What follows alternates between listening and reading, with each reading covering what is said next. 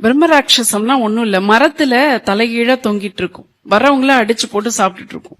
இவர் எதுக்கு வந்தவரு? கௌடபாதர் தான் அந்த வெளியில போனவரு.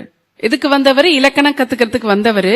வெளியில போயிட்டாரு, குருவினுடைய வார்த்தையை மீறி போயிட்டாரு, பிரம்ம ராட்சசமா ஆயாச்சு.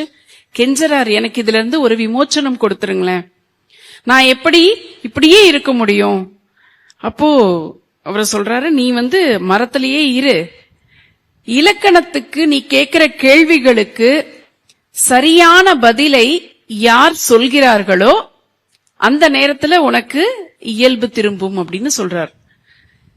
இந்த பிரம்ம ராட்சசம் உருவம் எடுத்த கௌடபாதரும் நர்மதை ஆற்றங்கரையில இருக்க ஒரு மரத்துல தொங்கிட்டே இருக்கார். வரவங்கிட்ட கேள்வி கேட்டுட்டே இருக்காரு, அவங்க சரியா பதில் சொல்லாம போகும்போது அடிச்சு போடுற இதெல்லாம் நடக்குது. அந்த இடத்துல காஷ்மீர்ல இருந்து ஒருத்தர் வரார். அவரும் ஒரு இறை ஞானம் தேடக்கூடிய சிந்தனையிலே இருக்கிறவர் தான், துறவரம் ஏற்கணுங்கிற மனநிலையில இருக்கிறவரு. சந்திர சர்மாங்கிறவர் வரார். சந்திர சர்மா கிட்ட இவர் எல்லா கேள்விகளையும் கேட்கிறாரு. இவர் கேட்டதுக்கு பயங்கரமான பதிலாம் சொல்றாரு. பிரம்ம ராட்சச நிலை இவர் நீங்கிறது.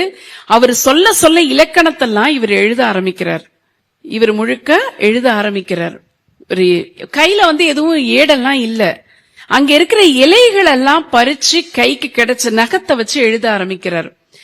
ராத்திரி பகலா அவர் கடகட கடன் சொல்ல சொல்ல, கௌடபாதர் சொல்ல சொல்ல இந்த சந்திர சர்மா எழுதிக்கிட்டே இருக்கார். ராத்திரி பகலா எழுதுறார். எல்லாம் எழுதி முடிச்சோடனே கிடைச்ச ஒரு துணியில பெருசா அந்த இலைகள் எல்லாம் கட்டிட்டு அப்படியே அழுத்து போய் தூங்கிடுறாரு. அந்த இலைகள் எல்லாம் அங்க ஆடு சாப்பிட்டுறது.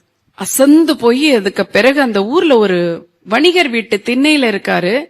அந்த ஊர்ல இருக்கிற வணிகர், அரசர், அமைச்சர், இவங்க 3 வீட்டு பெண்களும் அவரை திருமணம் செய்ய ஆசைப்படுறாங்க.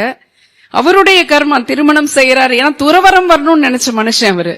திருமணம் செய்யறாரு, குழந்தைங்க பிறகுது, அதெல்லாம் ஒரு பெரிய கதை. ஆனா இவருடைய திருமண வாழ்க்கைக்கு பிறகு இவர் நினைச்ச துறவரம் தேடி இவர் பயணப்பட ஆரம்பிக்கிறாரு. அந்த சந்திர சர்மா தான் கோவிந்த பகவத் பாதர். அவருதான் நர்மதை ஆற்றங்கரையில இருக்கார்.